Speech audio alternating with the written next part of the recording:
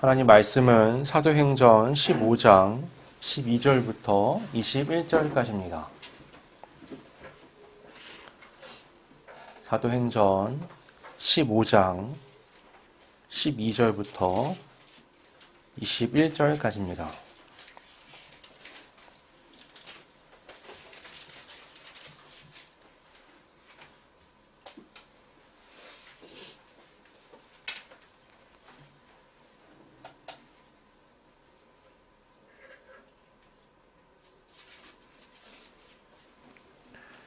봉독하겠습니다.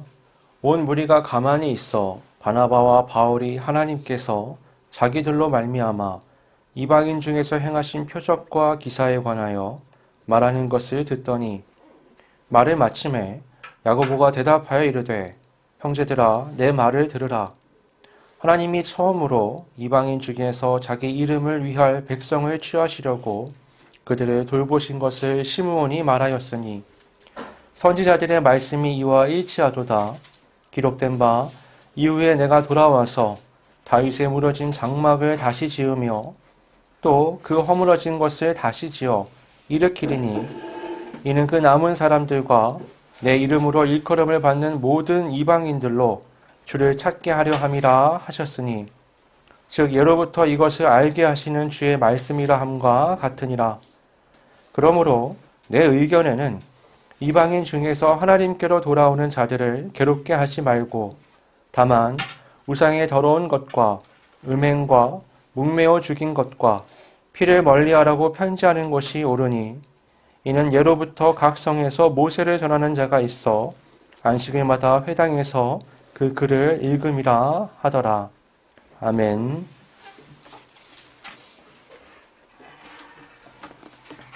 오늘 본문 말씀은 예루살렘 공의의 결론부라고 말할 수 있습니다.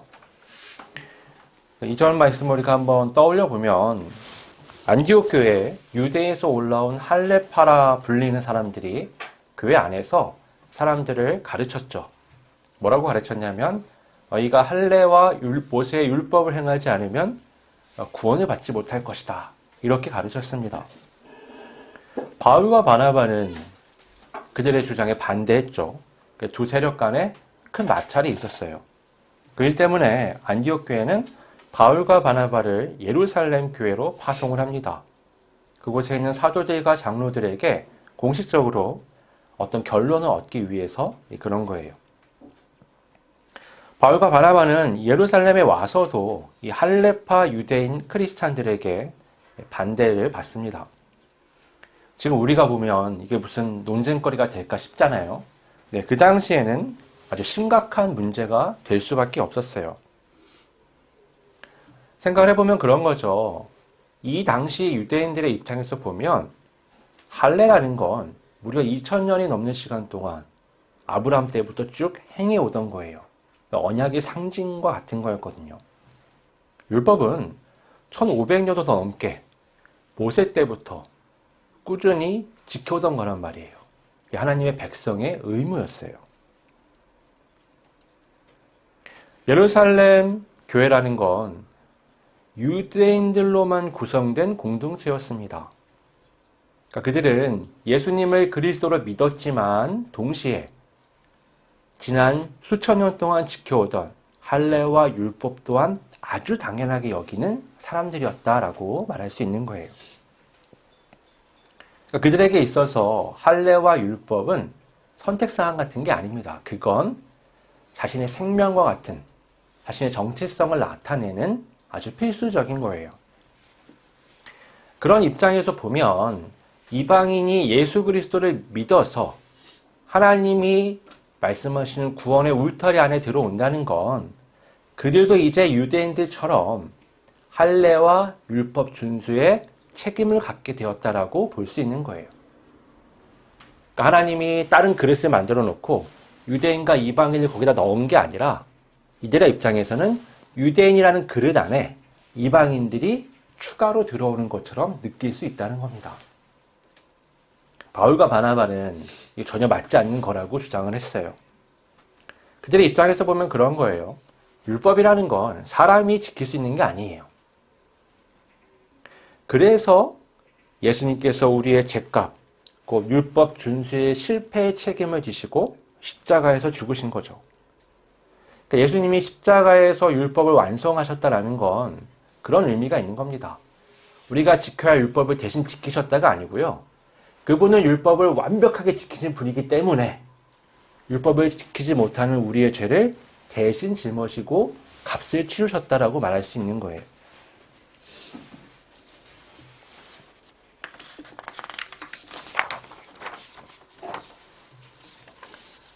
그래서 우리가 할 수 있는 건 우리의 죄를 짊어지신 예수 그리스도를 믿는 것뿐입니다.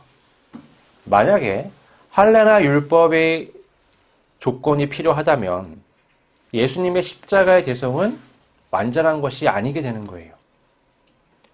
예수님의 십자가 대속이 완전하기 때문에 사람 개개인의 어떠함을 주장할 수가 없게 되는 겁니다. 예수님이 십자가에서 다 이루었다라고 말씀하셨잖아요. 근데 할례나 율법이 필요하다라고 말한다면 그 예수님이 말씀하신 다 이루었다를 부정하는 꼴이 되는 거예요. 만약에 사람의 행위가 구원의 조건이 된다면 사람은 예수 그리스도의 은혜 그리고 그것을 계획하신 하나님의 사랑에 대해서 찬양하지 않을 거예요. 다 자기 행위를 자랑하겠죠. 우리는 자기를 높이려다가 심판받고 타락한 아담의 후손들입니다.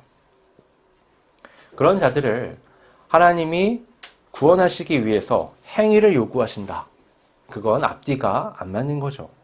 하나님은 철저하게 우리의 행함, 우리의 어떠함을 이 구원의 문제에 있어서는 배제시키십니다. 오직 예수 그리스도의 십자가의 대속만 나타나게 하신 거예요. 우리에게는 믿음만을 요구하시는 거죠. A와 B가 있는데 둘 중에 하나를 믿는다라는 건 나머지 하나를 믿지 않는다는 게 됩니다. 예수님을 믿는다는 것, 다시 말해서 내 죄가 있기 때문에 이걸 내가 어떻게 할 수 없기 때문에 예수 그리스도의 십자가 대속을 믿는다는 건 반대로 내가 도저히 내 힘으로 이 의를 도달할 수 없는 존재라는 걸 인정하는 게 되는 거예요. 둘 다 가지를 뻗어서 적용시킬 수 있는 게 아닙니다.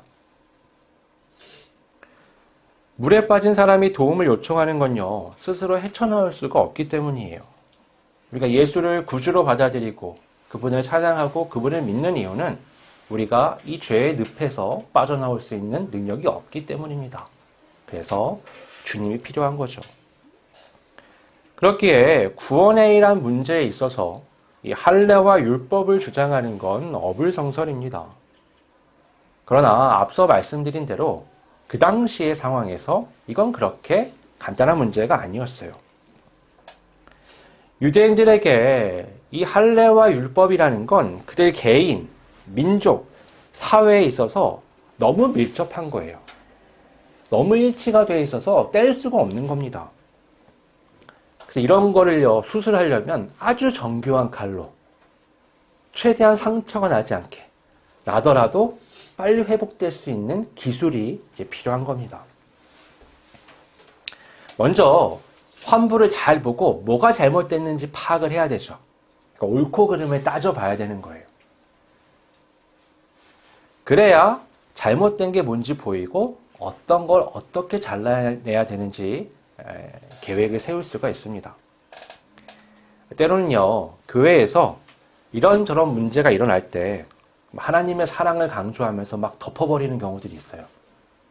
뭐 재정 문제, 뭐 도덕적인 문제, 막 이런 게 일어났을 때 그냥 막 덮는 경향들이 있습니다.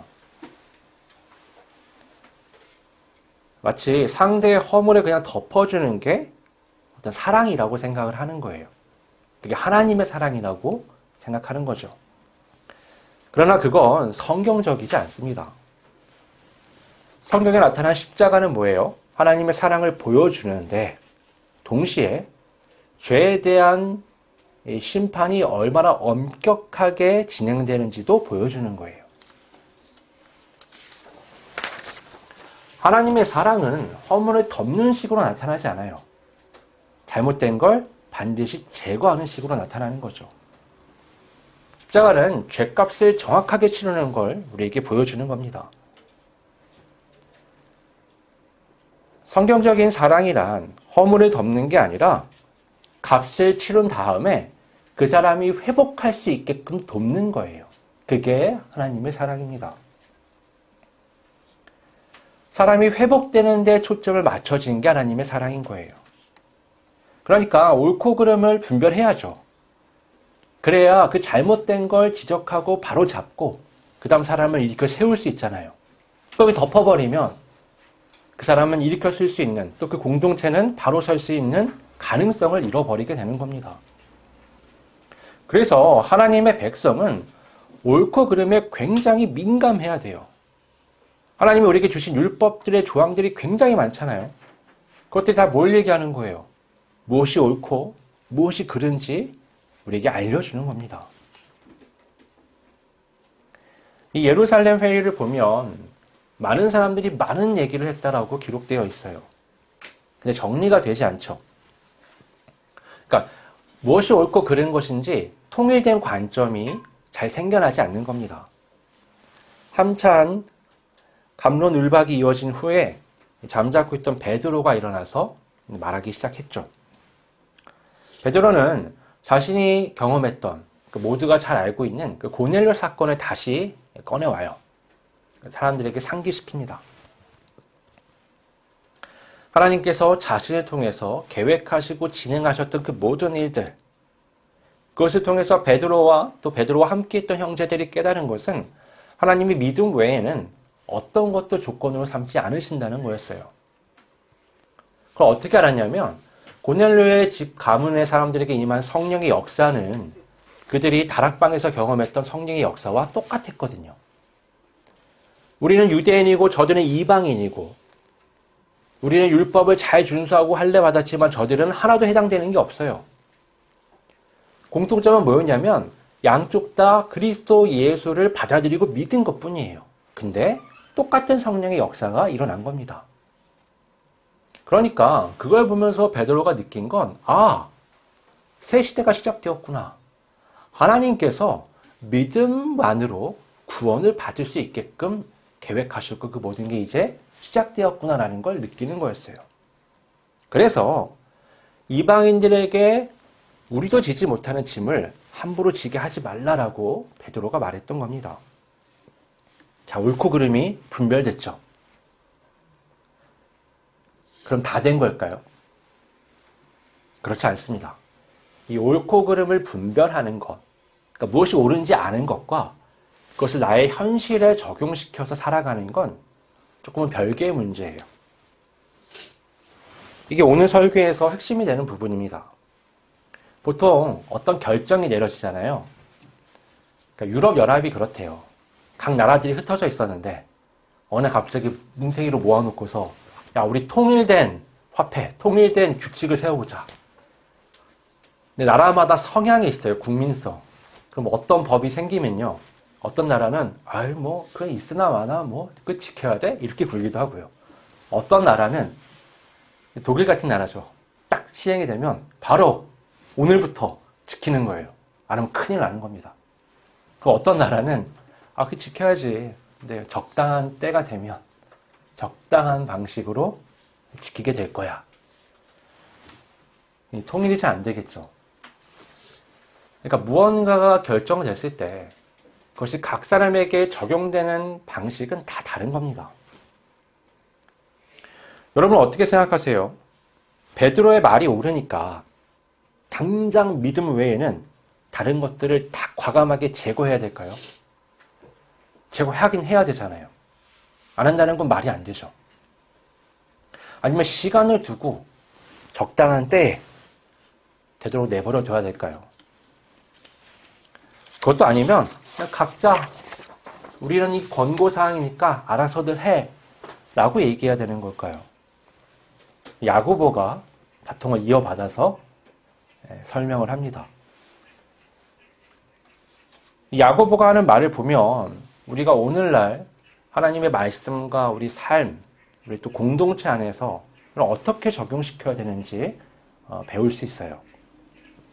이 야고보는 사도 야고보가 아닙니다. 이 사람은 예수님의 형제 야고보예요. 그러니까 사도 야고보는 대박해 때 베드로가 천사에 탈출했던 거 기억하시죠? 그 바로 앞에 처형을 당했습니다. 이 본문의 야고보는 예수님의 형제로서 예수님의 공생애 때는 예수님을 믿지 않았어요. 근데 부활하신 예수님이 이 사람을 만나십니다. 그때부터 믿게 되었고 나중에는 교회의 수장이 돼요. 대박해 이후에 베드로가 탈출해야 됐거든요. 그러면서 교회를 야고보에게 맡깁니다. 그때부터 야고보가 예루살렘 교회의 기둥이 된 거예요. 흥미로운 건 갈라디아서 2장을 보면 바울 개인의 견해일 수도 있고 사실일 수도 있는데 바울이 그런 걸 기록을 해요. 이 유대에서 온 할례파 유대인들이 야고보가 보낸 사람들이라고 얘기합니다. 야고보가 보냈는데 그들이 할례에 대한 얘기를 한 게 야고보가 시켜서 그런 건지 아닌 건지 모르겠지만 오늘 본문 뒤에 나오는 것들을 보면은 얘기하지도 않은 걸 했다라는 식으로 말을 하긴 해요. 그러니까 맡겨진 위임이 아닌 걸 가서 얘기한 것처럼 얘기가 되긴 합니다. 어쨌든 바울의 입장에서는 야고보가 보낸 사람들이 이 소란을 만든 거예요. 그리고 그 소란 가운데 어떤 일이 있었냐면은 이 유대인인 베드로가 이방인들과 함께 식사하는 걸 막 지적을 한 거예요. 부정하다라고 생각을 했거든요. 그래서 베드로가 눈치를 보면서 이방인과의 식사에 참여를 안 합니다. 그걸 보고 바울이 화가 나서 베드로에게 막 쏟아 부었거든요. 그러니까 이 사건 얼마 전만 해도 야고보도 그렇고 특히 베드로는 이 율법 준수의 문제에 있어서 확고한 어떤 입장을 갖지 못했던 것처럼 보여요. 아직은 교회가 만들어지는 과정이고 하나님의 말씀에 따르는 신학적 기준도 세워가는 과정이었기 때문에 그럴 수 있습니다. 그러니까 지금 이 상황에서 사도와 장로들이지만 이들이 모여 있었을 때도 얼마나 이 혼란이 문제가 됐는지 우리가 생각해 볼 수 있는 거예요. 그러나 주님께서 괜히 이 야고보와 베드로를 교회의 리더로 세우신 게 아닙니다. 이들은 성경과 주님의 인도하심을 살피면서 자신의 입장을 언제든지 바꿀 수 있고 또 하나님의 뜻에 맞게끔 수정할 수 있는 그런 믿음의 사람들이었어요. 야고보는 먼저 베드로가 한 말을 언급합니다. 시몬이라고 얘기를 하면서 언급을 하죠. 그 얘기 잘 들었지? 라는 얘기를 하는 거예요. 그러면서 베드로가 경험한 그것이 성경과 일치한다라고 말합니다. 베드로는요, 사도로서의 그의 위치를 생각해 볼 때 그가 경험한 것을 얘기하는 것만으로도 사람들에게 큰 신뢰를 줄 수 있어요. 하지만 그건 완벽한 게 아니에요. 그건 부족합니다. 야고보가 그걸 채워 넣는 거예요. 지금 할례와 율법을 주장하는 사람들은 그것이 말씀에 기록되어 있기 때문에 하나님의 말씀이기 때문이다 라고 말할 수 있는 거예요. 그래서 야고보는 얘기하는 거예요. 베드로가 경험한 그것이 우리가 신뢰하는 하나님의 말씀과 일치한다 라고 말을 하는 겁니다. 그럼 훨씬 설득력이 생겨나는 거죠. 그러니까 아모스서의 말씀을 인용하는데요. 다윗의 무너진 장막을 다시 세우실 것이다. 그러면 그날은 유대인뿐만 아니라 모든 이방인들도 하나님께 돌아올 것이다. 야고보가 이 얘기를 하는 건 뭐냐? 이것이 그리스도 예수, 다윗의 후손을 통해서 이 땅 가운데 성취되었다. 그리고 지금 이방인들이 이렇게 들어오는 건 이건 그 말씀의 성취다. 라고 말을 하는 겁니다. 다윗의 장막이라는 건 그거 얘기하는 거예요. 성막. 성막을 얘기하는 건데 성막은 뭐예요? 그 안에서 제사를 드리잖아요. 죄를 사함받는, 씻김받는 장소가 바로 성막이란 말이에요. 그 성막을 다시 세우신다는 건 예수 그리스도의 십자가의 대속으로 모든 사람이 죄 사함을 받으며 하나님께로 갈 수 있는 기회가 생겼다라는 걸 얘기하는 겁니다. 이렇게 베드로의 실제 사건과 성경의 말씀을 연결해서 이제 믿음으로 구원을 얻는 새 시대가 열렸다는 걸 이제 확언을 합니다. 그래서 야고보도 얘기해요. 더 이상 하나님께로 돌아오는 이방인들을 괴롭게 하지 말아라. 그렇게 괴롭히지 마, 힘들게 하지 마라고 얘기를 합니다. 모양새가 어떻게 보이냐면 바울과 베드로의 손을 완전히 들어주는 것처럼 보이는 거예요. 이건 어떤 면에서 야고보와 베드로 스스로도 부족함을 시인하는 것과 같은 겁니다.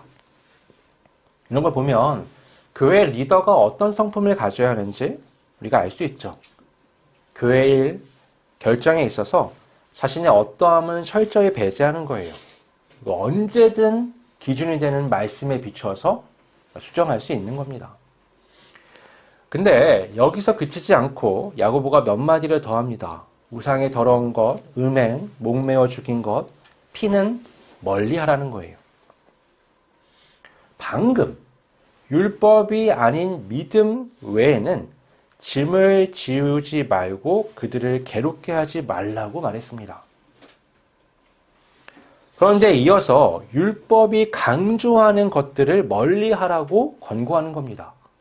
언뜻 보기에는 앞뒤가 안 맞는 것 같죠. 이건 이런 겁니다. 구원에 있어서 율법은 필요 충분 조건이 될 수가 없어요.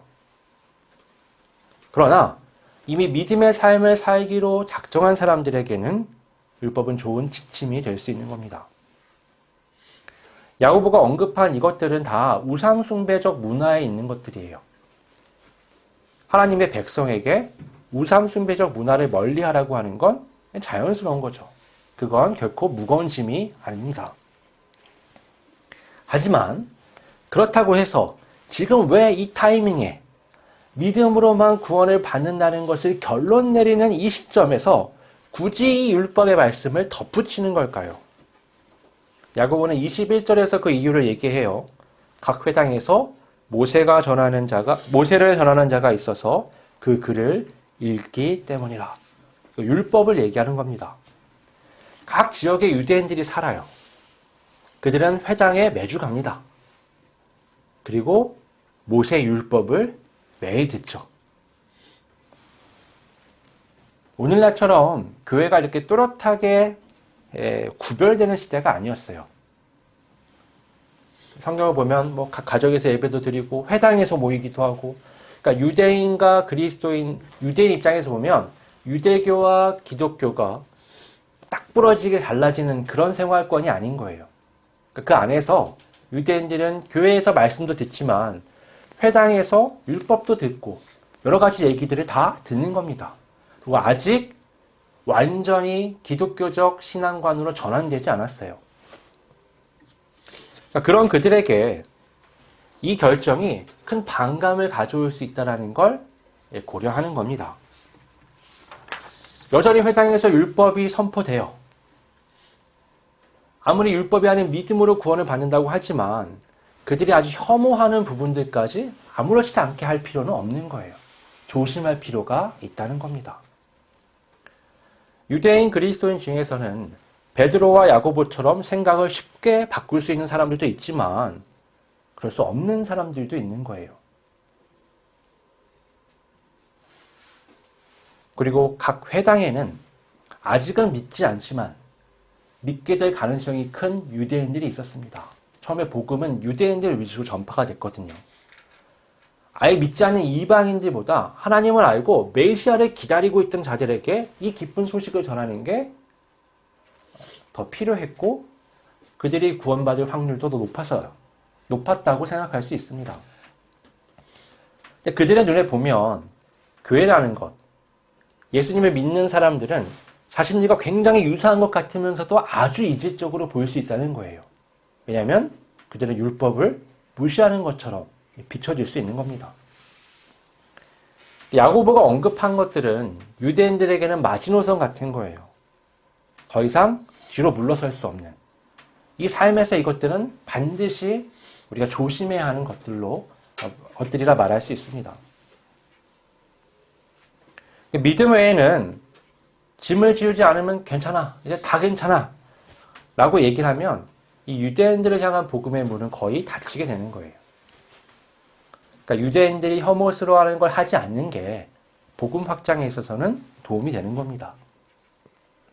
여러분 공식적으로는 뭐예요? 믿음으로만 구원을 받는 거예요. 율법 그게 상관없어요. 하지만 그게 자연스럽게 현실 세계에서 그대로 적용될 수는 없는 겁니다. 사람은 다 다르기 때문이죠. 요즘에 제 스스로 놀랐던 것 중에 하나가 어느 날부터 주소를 적을 때 과거의 집원 주소가 생각이 안 난다는 거예요. 아주 자연스럽게 도로명 주소를 막 적더라고요. 도로명 주소가 시행된 게 2011년이에요. 꽤 오래됐죠. 근데 만약에 오늘부터 우리는 도로명 주소로만 하겠습니다. 그리고 집원 주소를 못하게 한다. 사회적 혼란이 일어났겠죠. 별거 아닌 건데도. 지금 10몇 년이 흘렀는데 지금도 혼용하잖아요. 그러니까 안 되는 거예요. 잘 안 돼요. 이게 쉽게 바뀌지가 않습니다.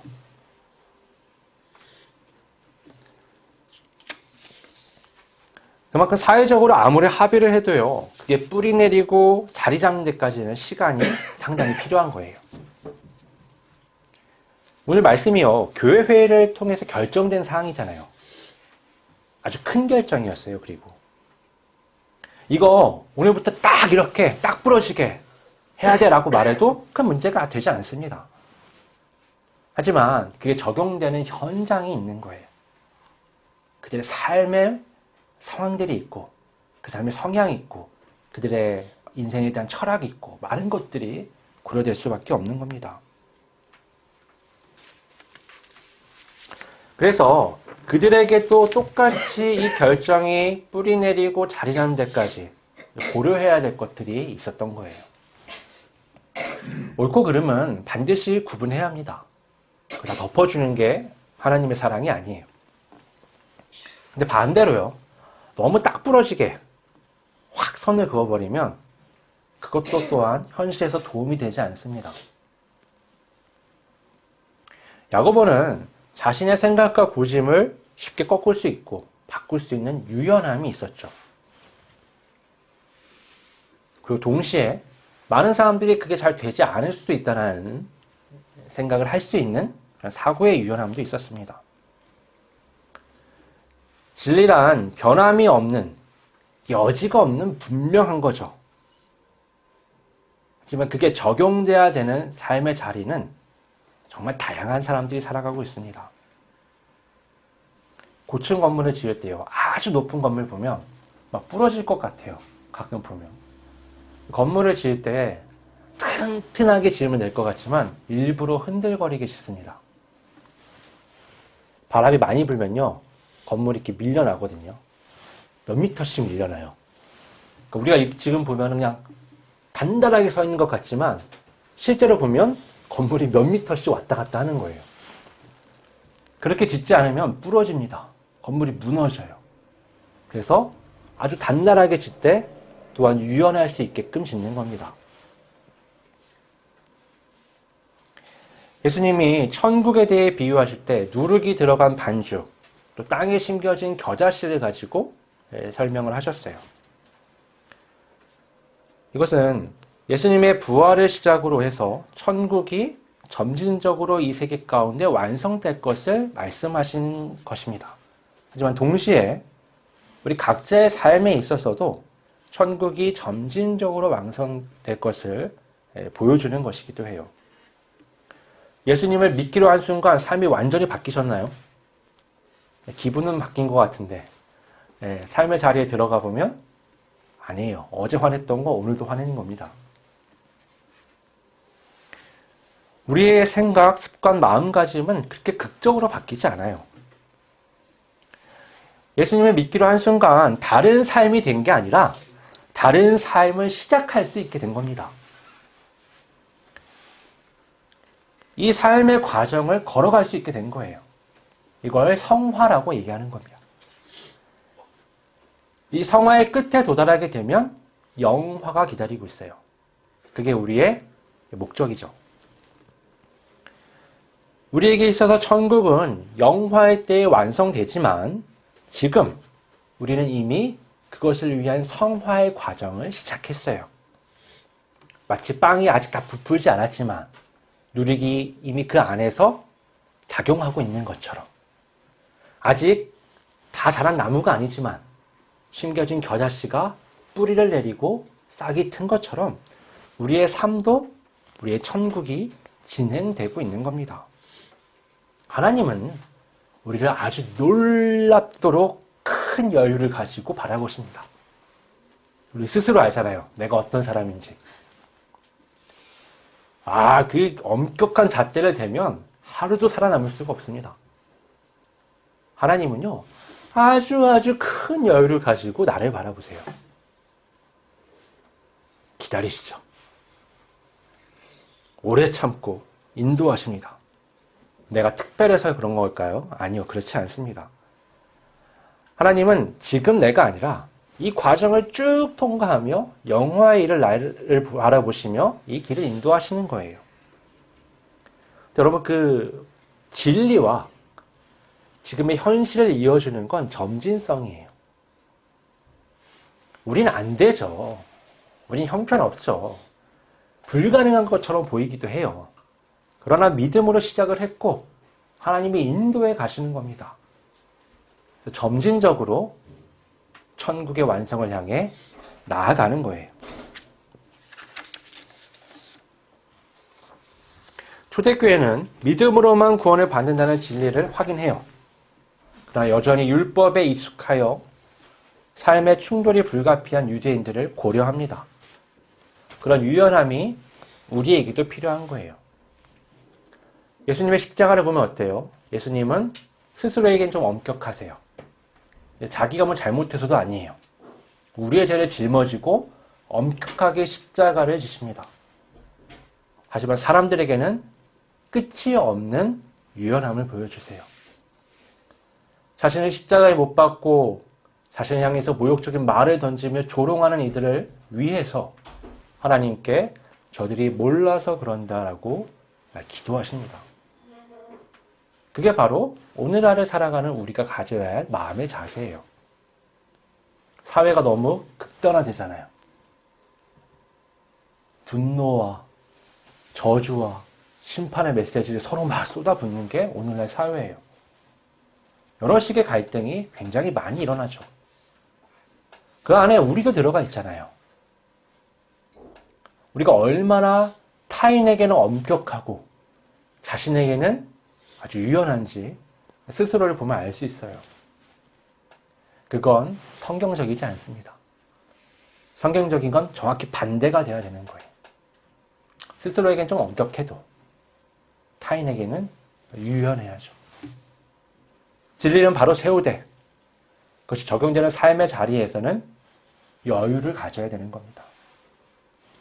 그 삶의 양식으로 하나님 앞에서 믿음의 삶을 살 뿐만 아니라 교회 가정, 사회 공동체로서 우리의 몫을 해나가는 우리 모두가 되기를 바랍니다. 기도하겠습니다. 아버지 하나님, 진리는 바로 서야 하지만 그 적용되는 삶의 자리에서 사람들의 연약함도 고려해야 된다는 것을 말씀을 통해서 확인하였습니다. 우리를 한없이 큰 은혜와 오래 참으심으로 바라보며 인도하시는 아버지 하나님, 아버지의 마음을 본받아 우리도 옳은 것을 바로 세우되 여지를 가지고 사람들을 돌보며 그 약함을 고려하고 챙겨줄 수 있는, 그래 나뿐만 아니라 모두가 함께 이 천국을 향해서 성화의 길을 걸어가는 우리 모두가 될 수 있도록 인도하여 주시옵소서. 거룩하신 예수님의 이름으로 기도드립니다. 아멘.